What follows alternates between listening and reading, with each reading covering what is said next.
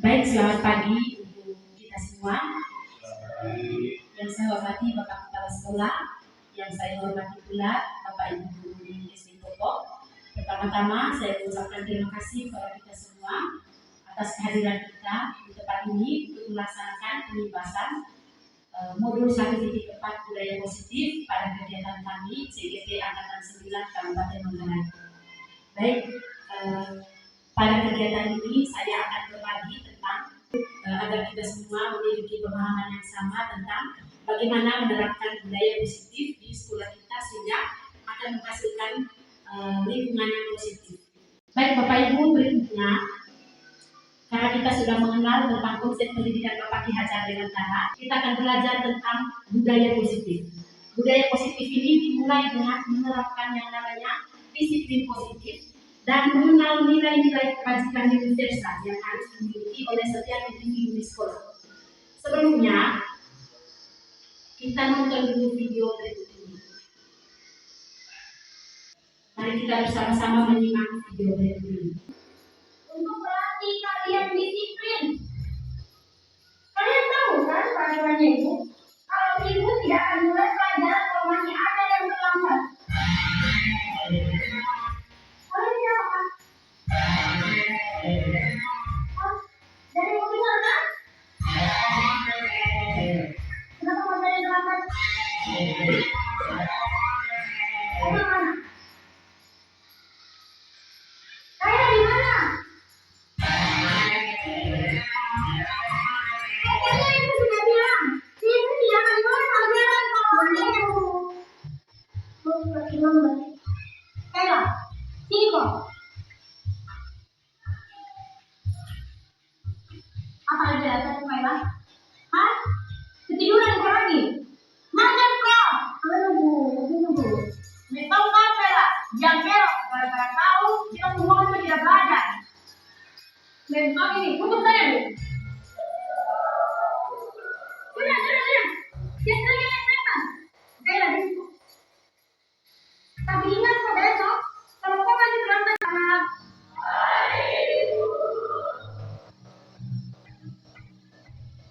betul-betul ini kayak lagi. Tidak ada obat-obatnya. Kemarin sudah dilempari 3 merah lambat masuk kelas. Ada yang tahu kemana kayak? Tidak usah bayar alasan. Berdiri bukan? Sepanjang pelajaran ini hari ini, kau berdiri terus di depan. Tidak ada lakukan sih.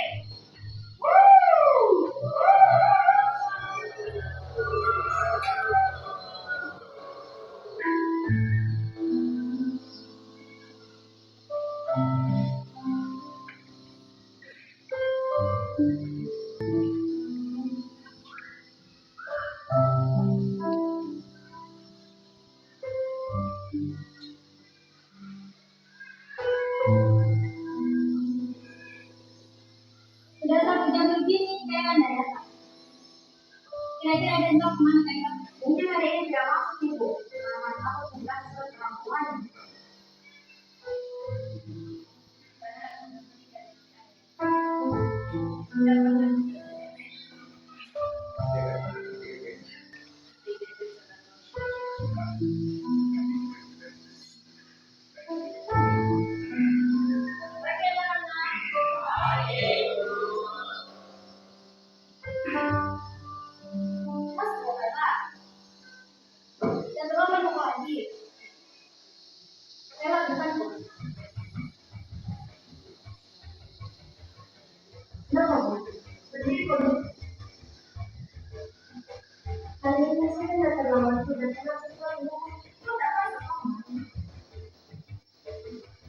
Sekarang jelaskan dulu pada kita semua di sini kenapa kok harus terlambat. Bicara kok, jangan. Maafkanlah teman-teman, karena gara-gara saya kalian semua nggak belajar. Hari pertama saya terlambat karena mamaku belum bicara.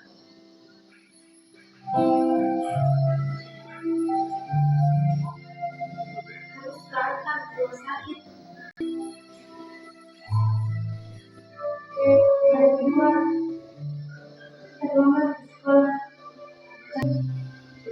Semangat. Ada tiga kemarin saya juga ke sekolah.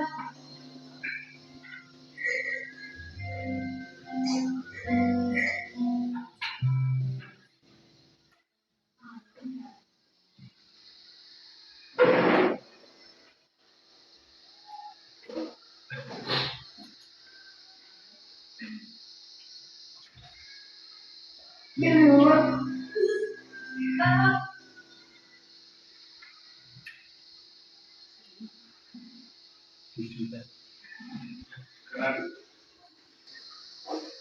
Bang Aisyah.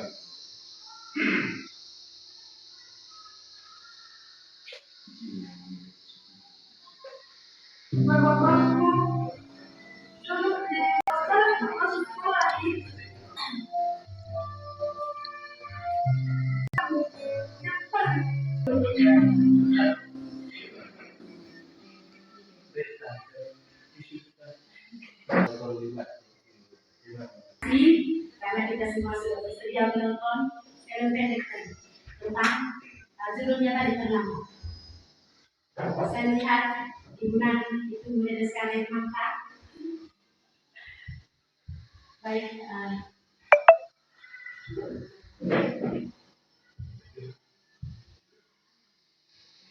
dari Bapak Ibu yang bisa menyampaikan pelajaran berharga apa yang bisa kita ambil dari tayangan film pendek ini.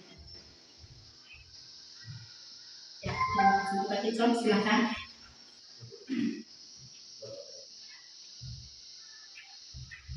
Apa yang saya lihat dari video kita ada beberapa penilaian bagi diri saya sendiri dan juga bagi para peserta didik yang merupakan aktor di dalam video tersebut. Dari video ini saya mendapatkan pelajaran bahwa tidak semua anak yang terlambat itu tidak memiliki alasan. Data yang berikutnya, kekurangan yang dilakukan oleh peserta didik di dalam video itu, mereka mempertontonkan bagaimana mereka tidak mampu berkomunikasi baik dengan orang.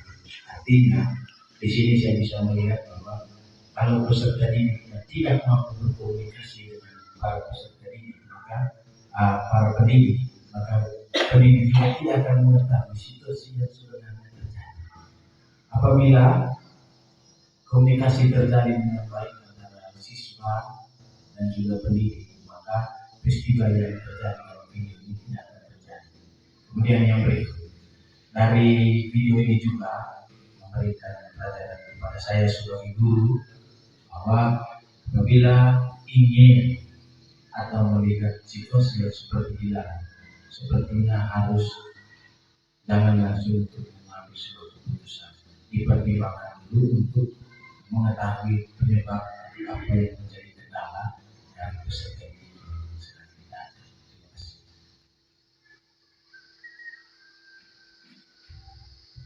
Baik, terima kasih untuk jawaban dari Pak Icon. Dari video ini tadi Pak Icon bisa mengambil sebuah pelajaran bahwa anak itu melakukan sesuatu itu sebenarnya dia memiliki kebutuhan dasar, kebutuhannya anak ini. Misalnya anak ini tadi terlambat, kebutuhannya dia apa? Ternyata kita sebagai guru itu tidak boleh serta-merta memberikan hukuman kepada anak, tetapi kita wajib menerapkan yang namanya nanti ada yang namanya segitiga restitusi sebentar. Baik, yang pertama kita pelajari tentang disiplin positif. Di sini disajikan makna disiplin itu berasal dari bahasa Latin yang artinya belajar. Nah, makna asal dari kata ini berkonotasi dengan disiplin diri dari murid-muridnya Sokrates dan Plato. Jadi disiplin diri ini membuat orang menggali potensi dirinya untuk menuju tujuan apa yang dia hargai. Itu sebenarnya konsep dari disiplin. Namun dalam budaya kita kata disiplin itu telah berubah menjadi sesuatu yang harus dilakukan seseorang pada orang lain untuk mendapatkan kebutuhan. Kecenderungan umumnya adalah menghubungkan kata disiplin dengan ketidaknyamanan, bukan dengan apa yang kita hargai atau pencapaian suatu tujuan dunia. Misalnya ketika kita menggunakan helm itu sebenarnya untuk disiplin. Ada memang sebagian orang yang mematuhi peraturan lalu lintas. Nah, yang berikutnya dalam penerapan disiplin ini ada yang namanya teori kontrol. Nah, siapa sesungguhnya yang memiliki kontrol? Jadi di sini ada sebuah kegiatan, misalnya Pak Icon dengan Ibu Nan. Katakan A adalah Ibu Nan dan B adalah Pak Icon. Jadi kakak Nan ini, Ibu Nan ini menuliskan di secari kertas satu hal yang paling berharga untuk Ibu Nan. Dipegang baik-baik di kepala tangan. Nah, Pak Icon atau teman yang berinisial B ini mencoba dengan sekuat tenaga untuk meminta Ibu Nan melepaskan kepala ini. Pak Icon bisa membujuk Ibu Nan atau memancang atau bahkan menghardik Ibu Nan, menyuap ataupun dengan cara-cara apa saja supaya Ibu Nan bisa membuka kepala tangannya. Tetapi di sini siapakah yang memiliki kontrol sebenarnya supaya tangannya bisa terbuka? Apakah Pak Icon atau Ibu Nan? Ibu Nan, karena yang memiliki kontrol atas diri kita sendiri adalah kita, bukan orang lain. Di sini ada dua teori. Yang pertama, kalau teori stimulus respons dengan teori kontrol, ini perbandingannya. Kalau teori stimulus respons, kita mencoba mengubah orang lain agar bertakaran sama dengan kita. Di teori saya anak terlambat itu tadi difonis sebagai suatu kesalahan. Tetapi kalau di teori kontrol, semua perilaku itu memiliki tujuan. Misalnya anak tersebut tadi, perilaku dia terlambat, ternyata dia mempunyai tujuan, yaitu mengantarkan ibunya dulu ke rumah sakit. Yang berikutnya, orang lain kalau di teori stimulus respons, orang lain bisa mengontrol saya. Tetapi di teori kontrol, hanya kita sendiri yang bisa mengontrol diri kita sendiri. Kemudian di teori stimulus respons juga, saya bisa mengontrol orang lain. Tetapi nyatanya di teori kontrol, Anda tidak bisa mengontrol orang lain. Yang berikutnya, kalau di teori stimulus respons, pemaksaan ada pada saat menunjukkan gagal. Kita biasanya memaksa membujuk dulu. Kalau misalnya membujuk gagal, maka kita berikan paksaan kepadanya. Tetapi kalau di teori kontrol, tidak ada yang namanya paksa. Respons berpikir menang kalah. Misalnya kita sebagai pendidik selalu berada di posisi menang, peserta didik itu selalu berada di posisi kalah. Tetapi kalau di teori kontrol, model berpikir menang-menang. Yang berikutnya, kemudian ada perubahan paradigma teori kontrol. Kalau di teori kontrol, ada ilusi bahwa guru bisa mengontrol murid. Nyatanya tadi, hanya murid sendiri yang bisa mengontrol dirinya sendiri. Kemudian ada juga ilusi bahwa kritik membuat orang merasa bersalah dapat menguatkan karakter. Kemudian ada juga ilusi bahwa semua penguatan positif, efektif, dan bermanfaat. Kemudian ada juga ilusi bahwa orang dewasa memiliki hak untuk memaksa. Kalau ini sudah kita praktikkan di kelas kita masing-masing selama ini. Nah, kemudian tujuan dari penerapan teori disiplin positif ini tadi, penerapan disiplin positif ini agar individu itu memiliki nilai-nilai kebajikan universal di dalam dirinya. Nilai-nilai kebajikan ini merupakan sifat-sifat positif dari manusia. Nah, nilai-nilai ini, nilai kebajikan ini bersifat universal, bersifat umum, dan lintas bahasa, suku bangsa, agama maupun latar belakang. Nah, nilai-nilai kebajikan universal ini di Indonesia kita kenal dengan profil pelajar Pancasila. Lagi-lagi kita belajar tentang profil pelajar Pancasila. Yang pertama, beriman, bertakwa pada Tuhan yang Maha Esa, dan berakhlak mulia. Kemudian yang kedua, ada nilai mandiri, nilai bernalar kritis, nilai berkebinekaan global, nilai bergotong royong, dan nilai kreatif. Inilah yang disebut dengan nilai-nilai kebajikan ini. Dan kita belajar tentang teori motivasi. Kalau tadi kita belajar tentang teori stimulus respon dan teori kontrol. Sekarang kita belajar tentang teori motivasi, hukuman, dan penghargaan, serta restitusi. Yang pertama kita pelajari dulu teori motivasi perilaku manusia. Seperti yang sudah dijelaskan sebelumnya tadi, kalau teori motivasi itu, kalau setiap perilaku manusia itu memiliki motivasi tersendiri. Jadi di sini ada 3 motivasi manusia. Yang pertama, motivasi perilaku manusia untuk menghindari ketidaknyamanan atau hukuman. Misalnya apa yang akan terjadi apabila saya tidak melakukannya? Misalnya motivasi kita untuk mendapatkan imbalan dari orang lain. Misalnya perilaku kita yang datang pagi hari ke sekolah pagi-pagi hanya untuk mendapatkan pujian dari Bapak Ibu guru. Itu motivasi yang kedua. Sedangkan motivasi yang ketiga adalah untuk menghargai diri sendiri. Misalnya, saya datang pagi sekali karena saya menghargai diri saya sendiri. Supaya saya tidak dimarahi oleh atasan, itu bukanlah motivasi yang ketiga. Tapi itu motivasi yang pertama dan kedua. Jadi Bapak dan Ibu, untuk motivasi yang pertama dan kedua ini disebut dengan motivasi eksternal. Kenapa disebut dengan motivasi eksternal? Karena motivasi ini berasal dari tekanan dari luar, bukan berasal dari dalam diri kita sendiri. Sedangkan motivasi yang ketiga ini disebut dengan motivasi internal, dan ini merupakan tujuan dari disiplin positif, yaitu anak-anak itu memiliki motivasi internal dalam menjalankan, dalam menerapkan sikap disiplin itu. Anak-anak diharapkan itu memiliki motivasi internal, bahwa mereka datang pagi ke sekolah bukan karena takut dimarahi oleh guru piket atau supaya mendapatkan pujian dari guru piket atau dari bapak kepala sekolah, namun lebih ke menghargai diri mereka sendiri. Ini berarti mereka memiliki kontrol diri, kontrol terhadap diri mereka sendiri. Baik, yang berikutnya, memberikan penghargaan kepada anak-anak supaya bisa meningkatkan motivasi mereka.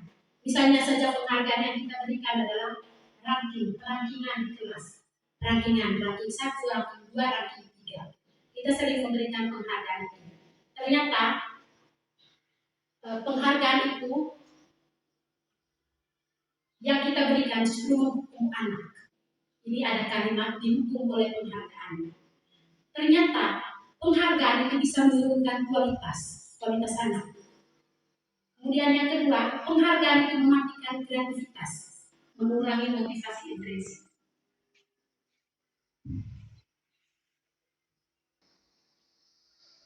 Nah, ini perbedaan hukuman dan konsekuensi.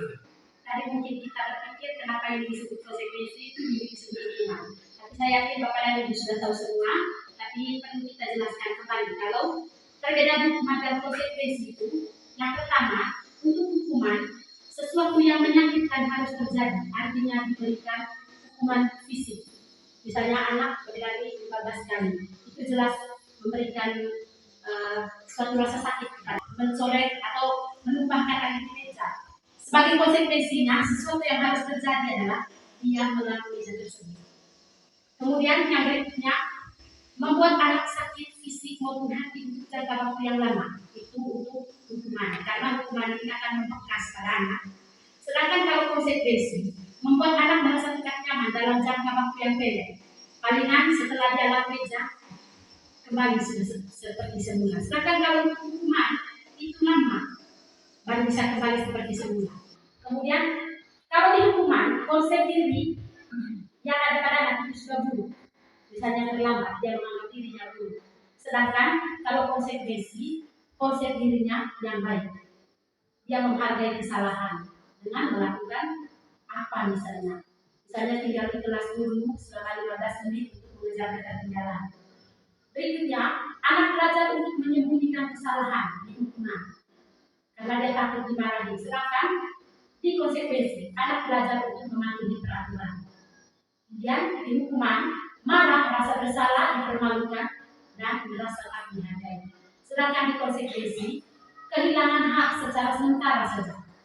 Kemudian juga tidak nyaman dalam jangka waktunya sementara.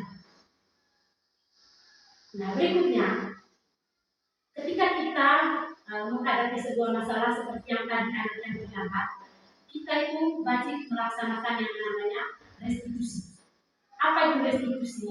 Restitusi adalah proses menciptakan kondisi bagi murid untuk memperbaiki kesalahan mereka, sehingga mereka bisa kembali kepada kelompok mereka dengan karakter yang lebih kuat.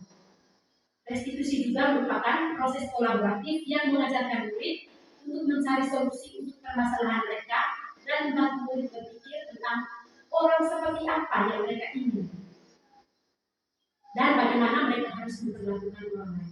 Ini arti restitusi dalam bukunya dosen tahun 2004. ciri-ciri restitusi. Yang pertama, bukan untuk menebus kesalahan, namun lebih belajar ke kesalahan. Yang kedua, memperbaiki hubungan.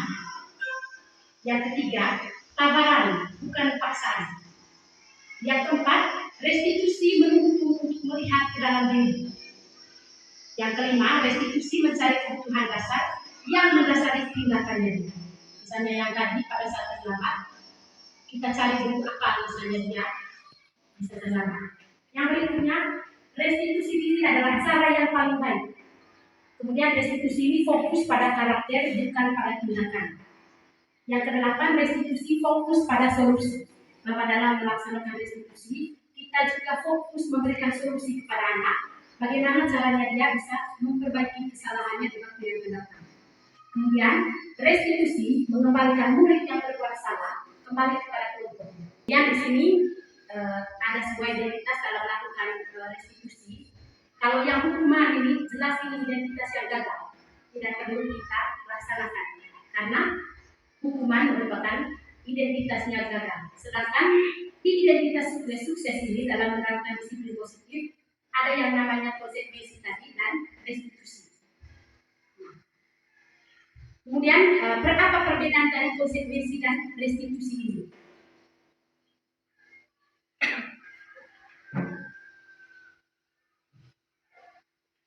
Kalau konsekuensi sesuatu harus terjadi, sedangkan kalau restitusi itu merupakan sebuah pilihan. Kemudian kalau konsekuensi tidak nyaman untuk murid atau anak untuk jangka waktu yang pendek, sedangkan kalau kita memberikan restitusi, kita bisa menguatkan murid atau anak dalam jangka waktu yang panjang. Kemudian konsekuensi korban bisa diabaikan, sedangkan kalau restitusi korban mendapatkan ganti. Kemudian murid atau anak juga tidak nyaman kalau pada konsekuensi, sedangkan untuk restitusi murid atau anak mendapatkan penguatan dari guru.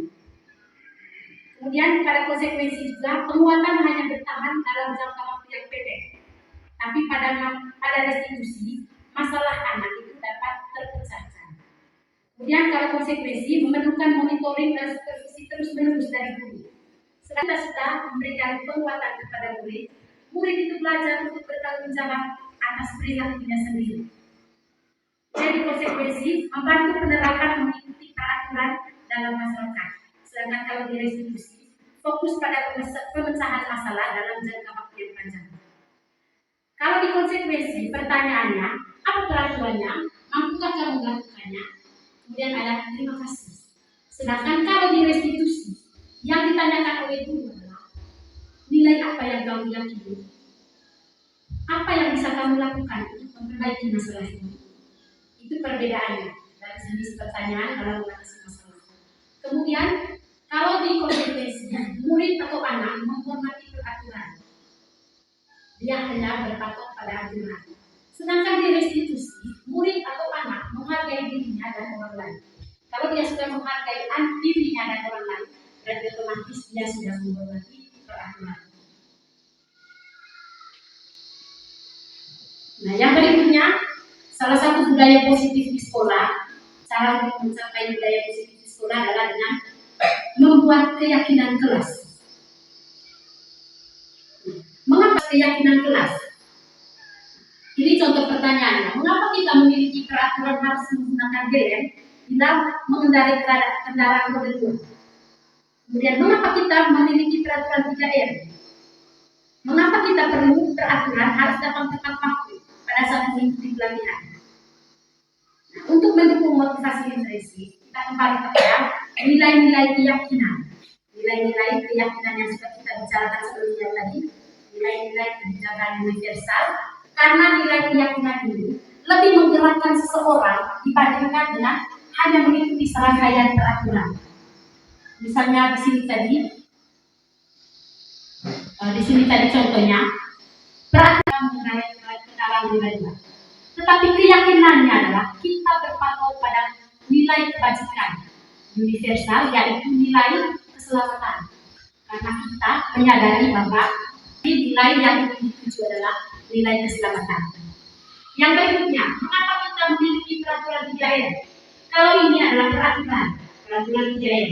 Sedangkan keyakinannya adalah kesehatan. Karena keyakinan ini dia punya bahasa itu dia lebih misalnya tidak datang tepat waktu, itu peraturan karena khusus. Sedangkan keyakinan itu yang bersifat umum, nilainya adalah nilai menghormati diri sendiri, menghormati waktu, menghormati orang lain. Itu perbedaan antara peraturan motivasi yang berasal dari luar, karena kita hanya menaati peraturan. Sedangkan kalau keyakinan, motivasinya itu berasal dari diri kita sendiri, yaitu motivasi intrinsik. Baik ini peraturan, keyakinan, lingkungan positif dan budaya positif. Peraturannya ini lingkupnya lebih kecil. Kemudian setelah ada peraturan kita akan merasa positif. Kalau sudah positif maka akan menghasilkan budaya yang positif di sekolah kita. Itu lingkupnya lebih luas. Baik, di sini yang mana yang merupakan keyakinan kelas? Mengapa? Nah, di sini sudah khusus. Misalnya datang tepat waktu, mengucapkan salam, menjaga kebersihan, doa sebelum dan sesudah kegiatan, aktif dalam pembelajaran. Ini merupakan suatu kesepakatan. Karena ini bersifat di sini kami dan contohnya kami guru dan murid saling menyayangi. Dengan cara apa? Nah, itu kita masuk ke peraturan sudah. Sedangkan kalau keyakinan dia lebih umum, saling menyayangi. Berarti nilai kebajikan universal yang ingin kita tuju adalah saling menyayangi. Kemudian kami murid yang semangat belajar. Semangat ini kata umum. Bisa ditunjukkan dengan aktif dalam pembelajaran, rajin datang sekolah. Dalam kegiatan pendalaman keyakinan kelas, kita bisa melakukan hal yang seperti ini. Ada tabel T dan tabel Y. Nah, misalnya untuk menyusun keyakinan kelas di kelas kita masing-masing, kita berkolaborasi dengan siswa kita. Kita memberikan kertas, misalnya yang dalam, kita menuliskan nilai di atasnya, misalnya nilai hormat. Nilai hormat ini tampak seperti apa? Kemudian tidak tampaknya jika seperti apa. Nah, kemudian nilai bekerja tampaknya seperti apa dan tidak tampaknya seperti apa. Nah, ini yang harus kita susun nanti di kelas kita masing-masing supaya kelas kita memiliki keyakinan kelas yang diharapkan bisa dilaksanakan secara konsisten oleh murid-murid kita sehingga bisa menghasilkan budaya positif di sekolah kita di SMP. Nah, ini contohnya tadi. Kalau misalnya nilai hormat tampak seperti apa? Tampaknya yaitu datang tepat waktu, menyapa teman dan guru setiap hari, mengembalikan barang teman yang telah dipinjam, dan mengucapkan terima kasih. Nah, tidak tampak seperti apa?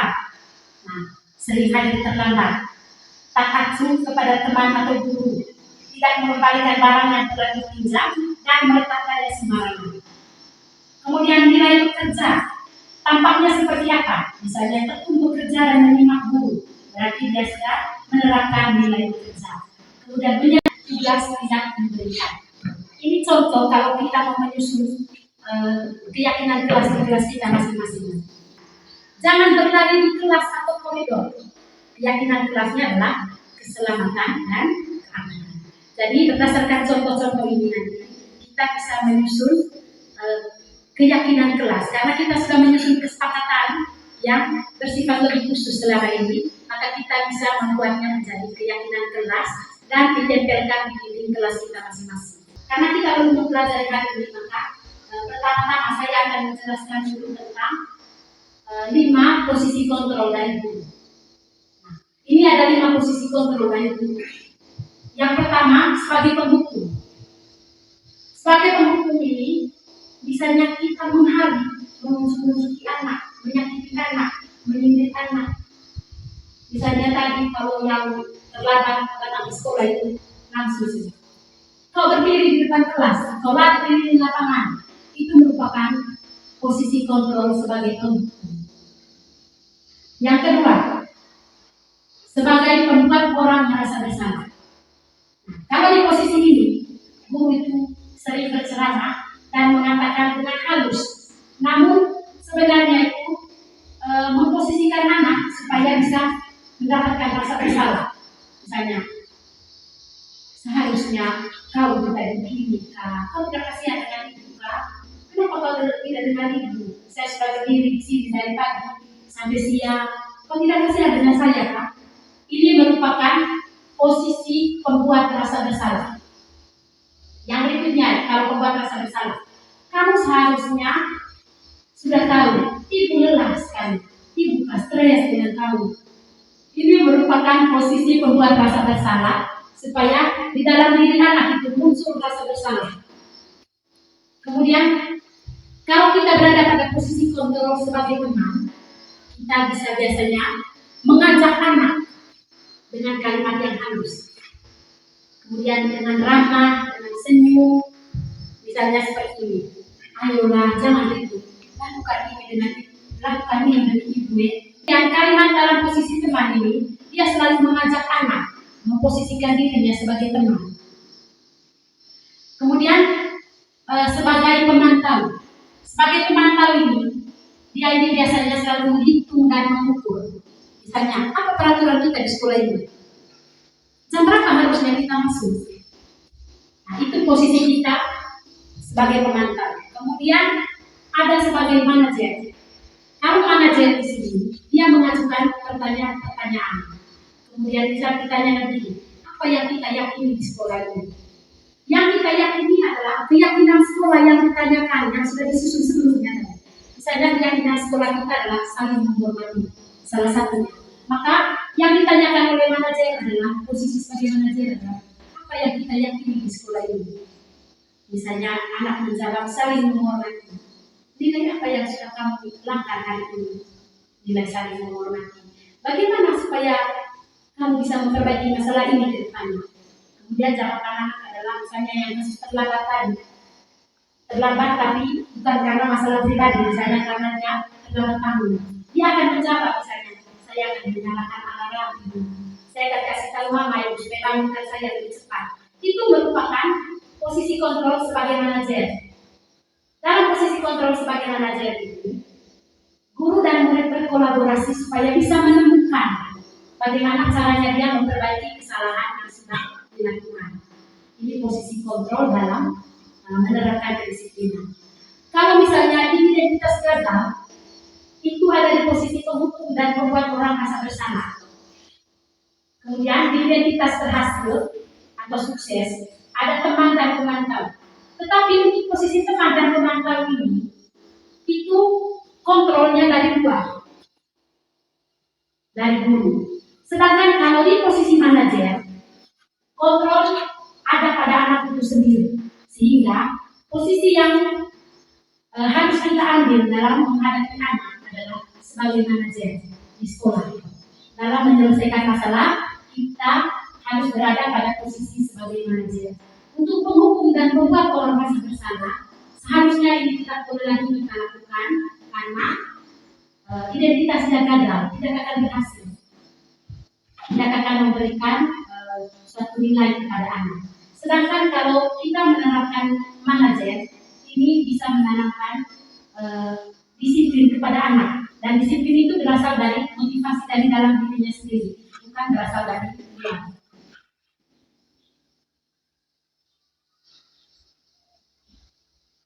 Kemudian yang berikutnya tentang yang namanya segitiga restitusi. Tadi kita sudah belajar tentang apa itu restitusi. Nah, sekarang kita belajar tentang penerapan segitiga restitusi dalam menyelesaikan masalah di sekolah. Ini adalah segitiga restitusi. Yang pertama, di sisi paling bawahnya itu adalah menstabilkan identitas. Nah, dalam menstabilkan identitas ini, guru itu membuat identitas anak dari gagal menjadi sukses. Misalnya anak yang terlambat itu tadi, kita ubah identitas dia dari orang yang gagal menjadi orang yang sukses. Dengan cara apa? Kita bisa mengatakan hal yang seperti ini kepadanya. Tidak apa-apa kalau terlambat sekali-sekali. Saya juga pernah terlambat. Itu artinya kita mulai mengembalikan identitas anak yang takut pertamanya masuk ke kelas itu menjadi anak yang lebih berani untuk menghadapi bapak dan ibu. Kemudian kita bisa juga bilang, kamu bukan satu-satunya yang pernah melakukan ini. Banyak yang sudah terlambat selama ini. Nah, setelah kita menstabilkan identitas anak ini, langkah yang kedua adalah kita memvalidasi kebutuhan mereka. Kenapa mereka bisa melakukan kesalahan tersebut? Misalnya anak yang terlambat, kamu tentu punya alasan mengapa melakukan itu. Sehingga sebelum kita memberikan tindakan kepada anak, kita tanyakan dulu alasan mengapa kita melakukan hal tersebut. Kemudian yang ketiga, sisi yang ketiga adalah menanyakan keyakinan.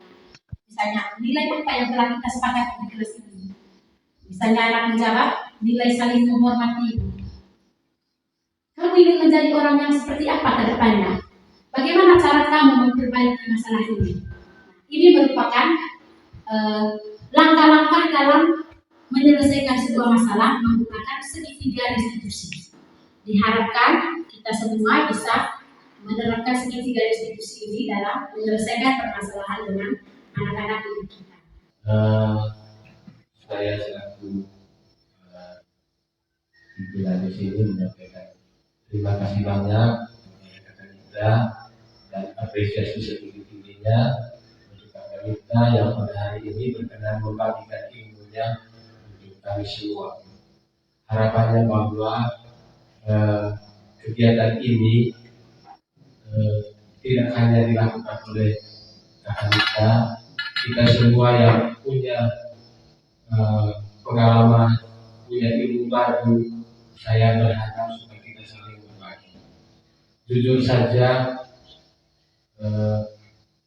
bagi saya pribadi, kegiatan hari ini sangat bermanfaat bagi saya. Khususnya saya bisa mengintrospeksi diri tentang apa yang telah saya lakukan selama ini, apakah sesuai dengan yang diharapkan atau sudah melenceng jauh. Setelah saya renungkan tadi bahwa yang saya lakukan selama ini sudah di luar rel, ada yang sudah di luar rel. Oleh karena itu saya menyampaikan terima kasih. Ini sungguh mengingatkan saya supaya kita ke depannya ini kita berjalan bareng. Yang pertama, saya dan berterima kasih kepada ibu kita yang telah menyampaikan kegiatan ini hari ini. Dan saya merasa bersalah selama ini karena tidak sesuai dengan apa yang dijelaskan oleh ibu kita hari ini. Dan saya hari ini merasa bersyukur. Saya bisa melihat diri, saya bisa mengenal diri. Dan terima kasih kepada ibu kita. Baik, terima kasih kepada Pak Bibi, refleksi yang sangat luar biasa. Terima kasih kita kembali mengingatkan kita semua, mengingatkan saya terhadap sikap kita di sekolah. Ini materi yang pernah sudah saya bawakan setahun yang lalu, bahwa anak-anak di zaman yang berkembang sekarang tidak bisa disamakan dengan zaman dulu. Kalau dahulu orang mengatakan bahwa di ujung rotan ada emas, sehingga seperti kita sekarang, tapi sekarang di ujung rotan ada minyak dan sel. Itu ada bukti. Apa yang saya katakan dari materi positif ini, bahwa tidak mau mengatakan bahwa yang selama ini jelek, tidak. Itu keliru besar juga, tapi mengatakan bahwa mari kita memulai dengan hal yang baru, mengedepankan pola pikir positif, terutama dalam pendekatan terhadap anak-anak. Menarik dari disampaikan. Dari berbagai poin yang disampaikan, satu sudah menjadi kesimpulan paling benar. Mari kita bangkitkan kesadaran internal anak. Jadi kesadaran internal itu paling penting. Tidak harus dengan kata-kata kasar, tidak harus dengan buku, tidak harus dengan ejekan, tetapi bagaimana kesadaran internal ini dibangun dengan pendekatan humanis dari seorang guru. Saya punya keyakinan kalau kesadaran ini dibangun, anak-anak akan menerapkan nilai yang namanya kebajikan universal. Mungkin masih baik langsung. Kebajikan universal adalah nilai kejujuran, taat, tertib, itu bagian dari kebajikan. Kalau di pendekatan yang humanis, pasti sebagai manusia pasti kita ada batas, itu emosi. Tetapi lagi-lagi kita diingatkan oleh budaya positif supaya kita tetap bertahan pada sebuah komitmen bahwa kita perlakukan anak sama seperti yang diajar oleh Kiai Lewantara tadi. Bagaimana anak diperlakukan seorang petani yang rapat tanaman. Tidak ada yang pintar, tidak ada yang bodoh, Tapi kalau tanaman dirawat dengan baik, saya punya keyakinan walaupun di tanah yang tandus, walaupun di tanah yang gersang, ketika sebagai seorang guru atau petani merawatnya pasti akan jadi baik. Begitu juga dengan anak. Jadi kembali bahwa kita menerapkan budaya positif di sekolah saat ini 100% untuk kita semua. Untuk teman-teman yang sedang belajar dalam program ini, kita temukan. Dan saya punya harapan sebagai pribadi, sebagai guru penggerak, bahwa kalau kita semua masuk dan kita galakan ini, kita sama-sama bekerja dan kita bekerja sama. Saya kembalikan. Terima kasih. Baik, terima kasih refleksi yang sangat luar biasa dari kalian. Saya pikir mewakili Bapak dan Ibu juga. Terima kasih untuk refleksi singkat ini di sekolah kita. Saya minta maaf jika pemaparan yang saya berikan kurang jelas. Nanti kita bisa pelajari bersama lagi. Kemudian saya juga mohon maaf jika ada kata-kata saya yang kurang berkenan dengan Bapak Ibu. Dari tempat ini saya mengucapkan permintaan maaf yang sebesar-besarnya karena saya hanyalah manusia biasa yang ingin berbagi tentang penerapan budaya positif di sekolah kita. Baik, terima kasih untuk waktu dan kesempatan yang telah diberikan. Selanjutnya kita akan menyusun nanti di kelas kita masing-masing tentang keyakinan kelas supaya bisa ditempelkan di kelas kita masing-masing. Baik, terima kasih untuk waktu dan kesempatannya. Waktu selanjutnya saya kembalikan.